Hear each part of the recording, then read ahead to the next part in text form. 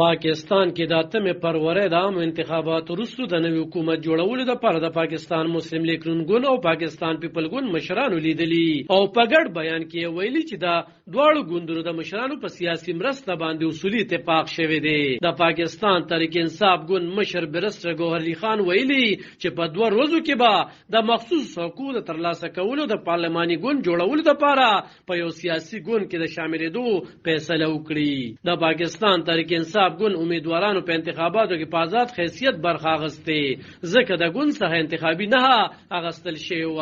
د پاکستان الیکشن کمیشن د 8 فروری د قومي اسمبلی په 215 سوکو شوو انتخاباتو کې د 240 سوکو غیر ختمي نتیجې اعلان کړې دي. د نتیجو ترمه یو سوکې آزاد امیدوارانو 15 یا مسلم لیگ ګوند 450 پاکستان پیپل ګوند 19 متحده قومي موومنټ سلور جمعیت علماء اسلام 3 پاکستان مسلم لیگ استحکام پاکستان او بلوچستان نشنل ګوند 2 سوکې پښتونخوا ملي عوامي ګوند پښتونخوا نشنل عوامي پارټي نشنل پارټي بلوچستان عوامي پارټي پاکستان مسلم لیگ ضیاء الحق او مسلم وحدت المسلمین یو سوکې ګټلې ده. د پاکستان پیپل ګوند په ویب پاڼه د پیپل ګوند او مسلم لیگ ګوند شریک اعلامیه خپره کړل شوې ده. ویل شوي چې د پاکستان مسلم لیگ ګوند مشر شهباز شریف په لاهور کې بلاول خوست ورغلی او د پاکستان پیپل ګوند مشرانو اسف علي زرداری او بلاول بټو زرداری سره لیدلې دي. ویل شوي چې په لیدنه کې دوی په سیاسي مرسته اصولي اتفاق رائے شوی او د ملک په مجموعي حالات او راتلونکي سیاسي مرسته تفصیلی خبرې شوې دي. د اعلامیې ترمه د دواړو ګوندونو مشرانو په دې خبره خو اصولي اتفاق کړي چې ملک به سیاسي بې ضابطې څخه جوړول شي.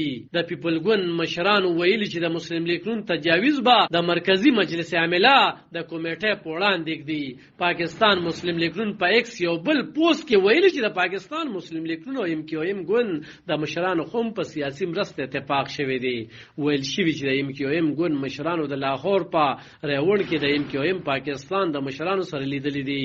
د پاکستان تحریک انصاف ګوند برسټر ګوهرعلي خان جیو ټي وي سره په خبرو کې داوا کړی چې د دوی سره د نتیجو ریکارډ موجود دی او یو سل او یا سوکې ترلاسه کړي دي. هغه ویل چې په کومو چې اعتراض دی او کو الیکشن کمیشن یې خبره نوري او دوی سره د حکومت جوړول د پارشمیري نه پوره کیږي نو د چا سره د اتحاد کولو په زیبا په پوزیشن کې کینی. په داسې حال کې چې په ملک انتخابات تر سره شوي د الیکشن کمیشن په ویب پاڼه غیر ختمي نتیجې هم خوري شوي. په ملک زیب په زید بلابل سیاسي ګوندونو لخوا د احتجاجونو لړۍ هم دوام لري. دوی په انتخاباتو کې درغلو تورونه لګوي. علب خان شیرپو دلبر نیوز 400